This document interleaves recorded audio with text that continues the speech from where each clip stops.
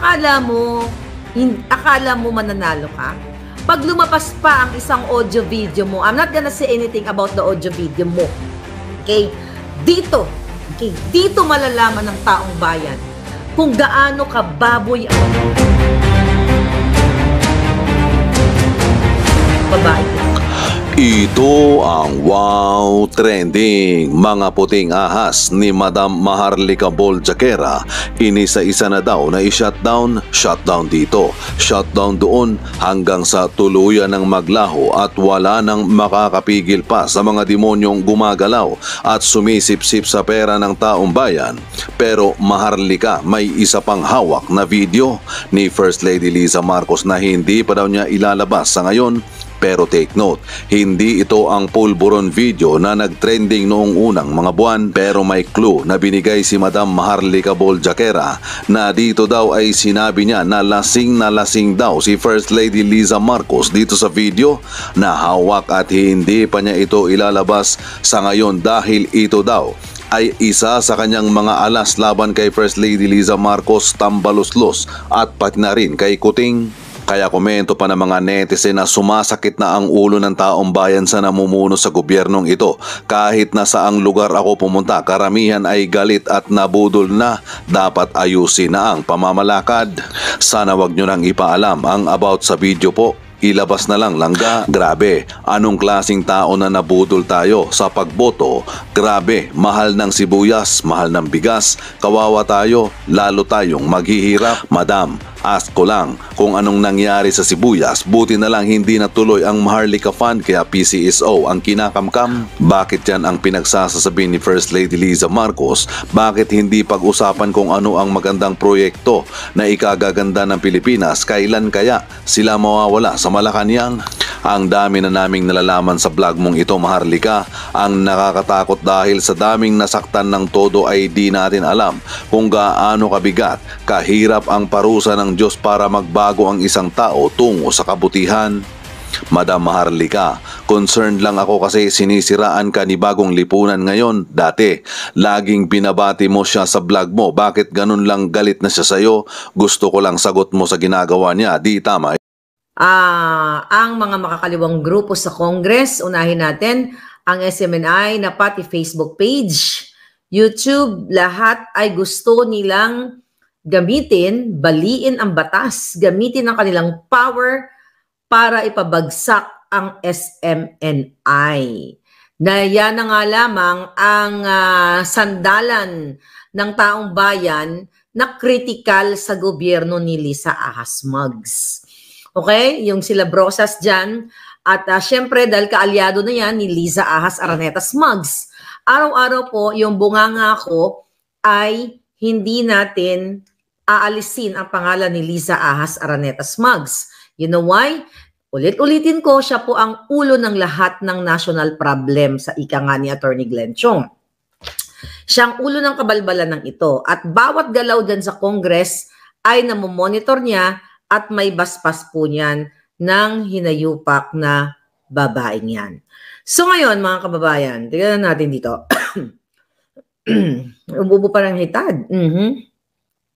So ngayon, mga palangga, ano ang impact na naman ito sa ating bayan? Diba? Parang hindi ko nakikita yung sarili kong Facebook, okay? Baka nilunok na ni Liza Mugs. Tignan ko lang yung monitor ko ng mga comment ninyo para bonggang-bonggang. Okay. So, yan po ay instruction ni Liza. Ang bago niyang instruction, ipa-shutdown ang lahat. Okay? Anong ibig sabihin nun? Ipapa-shutdown tayong lahat. Ngayon, na-shutdown na. Nagwagi na sila doon sa ating dalawang Facebook account, which is Maharlika Boljakera and Maharlika. So, napa-shutdown na nila ang SMNI sa pamamagitan ng pagsuspende ng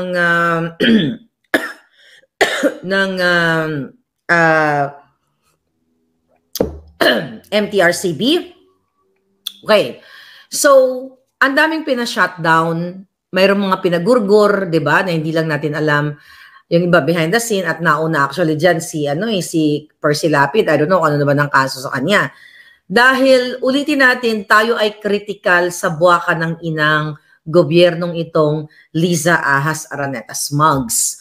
Kung natatandaan ninyo mga kababayan, noong November of last year, sinabi ko sa inyo na nag-hire si Liza Smugs ng isang foreign firm, okay, na pangalanan nating si Mr. Peron. Okay, si Mr. Peron.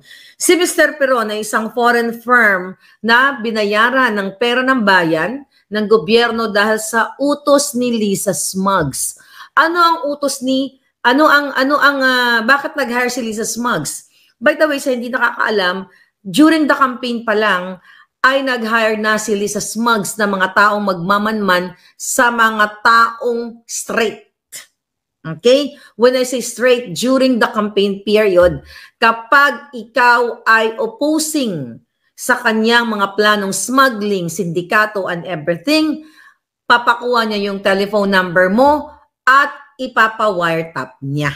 Gawain na yan ni Liza Ahas Araneta Smugs. Paano ko nalaman yan? Baka sabihin na naman ng mga Jutang Jenimes, alam mo pala. Okay, bakit hindi ka kumibo? Nalaman ko yan nung nakikipaglaban na tayo dito. Marami mga puting asa nagsabi sa atin at like after na nang nanalo si Kuting. Kaya nga tumayo ako dito ng bonggang-bongga at nilalabanan ko ang mga demonyo sa lipunan kahit na buhay ko ang nakataya. Ngayon, itong Mr. Peron na ito, mga palangga, okay, si Mr. Peron, okay, ay hinire ni Liza Smugs last year pa, okay, para what? Para ampatin ang bumubugang apoy na mga kritisismo kay Kuting at lalo na sa kanya, kay Liza Smugs. Diba? Remember the Department of Agriculture, kapalpakan ni Kuting. Okay? Kapalpakan niya, medyo natigil na ampat ng konti dahil, umalis siya sa agriculture. Nandiyan si Chu Laurel na isa pang nagsinungaling sa kanyang credential. Diba? So, naampat nila ng konti yan. Pero dito sa atin, sa ating Facebook, sa ating channel, hindi natin sila pwedeng kalimutan yon. So, by the way, sa lahat ng mga ulitin ko to, kailangan ko paalala sa inyo, sa lahat po na gustong mag-follow sa aking Facebook sa Maharlika Network at Boljakan, mga kababayan, make sure na dyan kayo nakaklik sa link dito sa live na ito. Yan po ang legit. Kasi nga, makapangyarihan ang ahas sa lipunan dahil lahat po kayo, kahit sabihin yung ordinaryong citizen kayo, wala kayo sa gobyerno, minamanmanan kayo. I'm telling you, isa shutdown tayong lahat. Martial law. Mamaya i-connect natin to sa speech ni Liza Smugs sa La Union. Kung paano ma-open ang inyong mga mind. So ngayon, mga kabapalangga, so November last year, dahil bagsak na bagsak nga si Kuting tungkol sa issue ng agriculture, sa pulboronic, na involvement nila with the Sayarot at iba pang mga kontrobersya. Loto, ayan, gusto nilang kalimutan, ay nag-hire si Liza Smugs gamit ang pera ninyo, pera nating lahat, pera ng bayan ng isang Intel firm na kung saan ay mag-a-advise sa kanya at magmo-monitor ng tunay na survey ni Kuting. So since bagsak si Kuting, di ba? Recently, mas mataas pa rin si Inday Sara sa kanya. In the past, laging mataas si Inday Sara sa kanya. Nilalamon siya ng buo. So anyway, itong si Mr. Peron, okay, we will call him Mr. Peron. Si Mr. Peron ay isang bonggang-bonggang eksperto pagdating sa pag-a-advise o PR, Black Ops, lahat. So ang payo kay Liza Smugs na nung November, magtuto ka na lang sa arts and culture. Gayahin mo si Imelda. Pero dahil ayaw ni Lisang gayahin si Imelda kasi gusto niya magkaroon siya ng sarili niyang identity bilang isang kasabwat ng smuggler, nagpapanalo sa loto para sama-samang babangon muli para maging milyonaryo, coming from sa masangsang niyang bunganga. Okay? Yan po ang gustong panindigan ni Liza Ahas Smugs. Ang gusto ni Liza Smugs, makilala siya kung paano manggipit ng tao. Actually, na-validate natin yan na even yung vlog natin kagabi, si Ina Reformina at yung si Pamela Pedroche and yung Purificacion, well, particularly si Reformina, ay sinabi niya na nung nasa PCO siya, ay nag-advise siya sa hitad, okay, sa buwakan ng inang Lisang Mudlo Potot, na magtutok siya, gayahin niya yung mga magagandang nagawa ni Imelda in terms of art and culture. So, true enough. So, I don't know kung nakausap ni Ina Reformina itong si Mr. Peron. I don't know. But anyway, alam niya ni Ina Reformina kung ano yung pinagnangak ko dito. So, ayaw ni Lisa niyan. Kasi, ang gusto niyang tutukan kung paano kamkamin at kung paano panalunin sa loto ang kanilang mga dami o kanilang mga kasabwat na kasukulukuyan ngayon na what? Dinidinig sa Kongreso, sa Senado, pero wala pa rin, hindi pa rin inilalabas kung sino itong mga nanalo. Yun, ayaw kasi, mahirap kasi gawin ang mga, let's say, arts and culture o yung mga magagandang advocacy kung hindi talaga galing sa puso mo. Kasi, ang intensyon ni Lisa Araneta Marcos ay kung paano makapag-deliver ng goods yung kanyang mga appointees, goods of money, lahat pera. Wala namang iba pera sa kanya para isungal-ngal sa buwakan ng inang babaeng ito. Ngayon, mga palangga, ayaw niyang, kahit na may advisor pa siya, matigas pa rin ang ulo niya. Okay? Gumagawa pa rin siya ng kabalbalan. Kaya nga, di ba, itong mga ginagawa niyang like sa kick-off rally, yung pinwersa nila, yung mga empleyado ng gobyerno, nag-issue sila ng memorandum, di ba? Internal memorandum para paatinin ang mga tao doon kahit ang mga empleyado ng gobyerno kahit labag sa loob nila. So ngayon, ang sabi ni Mr. Peron, kasi hindi ka nakakatulong kay Kuting. Sa halip, ikaw ay liability. Hindi ka asset, kundi ikaw ay liability. So maghinay-hinay ka muna. Ito muna yung approach natin. Kaya naman, mga kababayan, nag-change of branding sila. Ano yung change of branding? So nagbait-baitan, kunyari, alam mo, ang demonyo, kahit mamupo at opo yan, kahit maganon-ganon yan, demonyo pa rin yan. Right? Demonyo pa rin yan. Mga palangga, bago ko salansanin ang mga pinagsasabi ni Lisa Smugs, ni Lisa Smugs dito sa La Union, yung speech niya, yung drama niya, mag-ingat kayo. Okay? Even you, not individual, okay? Mag-ingat kayong bago po kayong magmensahe ng inyong mga expose o yung mga hinaing ninyo, make sure na legit yung account. Like, ulitin ko po dahil ayaw ko po kayong mapatay. Ayaw ko kayong magurgur. Ayaw ko kayong mapahamak. Kaya make sure na nakafollow kayo sa right account ko. So, wag po kayong mag-search. Okay? You just go to my link. Shoot kayo doon dahil yun po ay legit. Diyan sa live natin. Huwag kayong mag-search ng Maharlika Network, Maharlika ganyan. Kasi, bakit?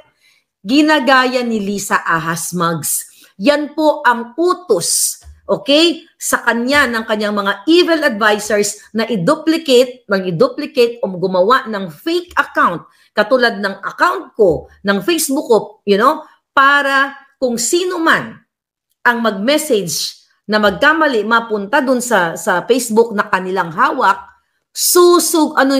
susugin kayo. Ganyan nakakatakot na ngayon ang gobyernong ito. Ito gusto kong sabihin. Hindi ako, ikaw buha ka ng inakalisa. Okay?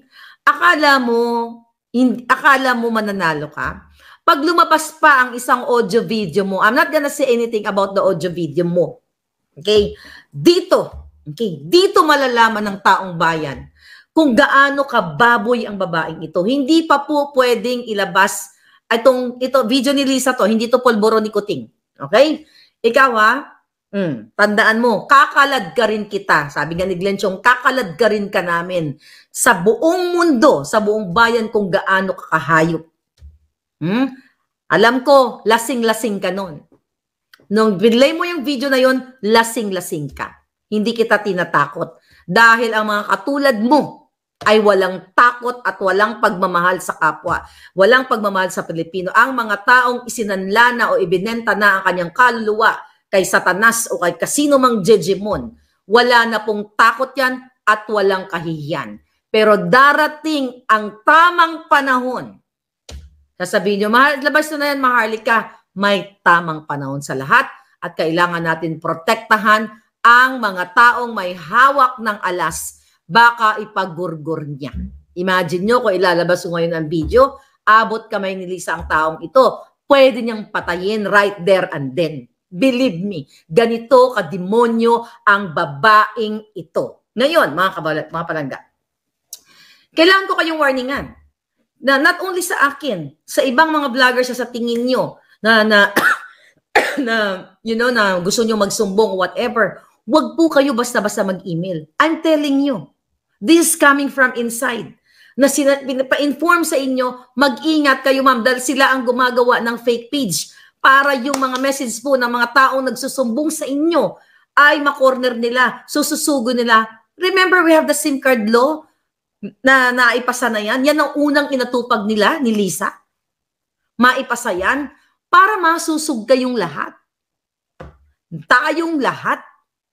Na madali kayong tamnan ng kaso, madali kayong susugin, katulad na lamang kay General Macanas, katulad sa akin. Last year pa, sinimulan nila pag tanim-tanim ng ahas. General Macanas, na mismo ang chief ng PNP chief. Ano yan? Taong gobyerno. Di ba? Balat sibuyas sa mga putang ina.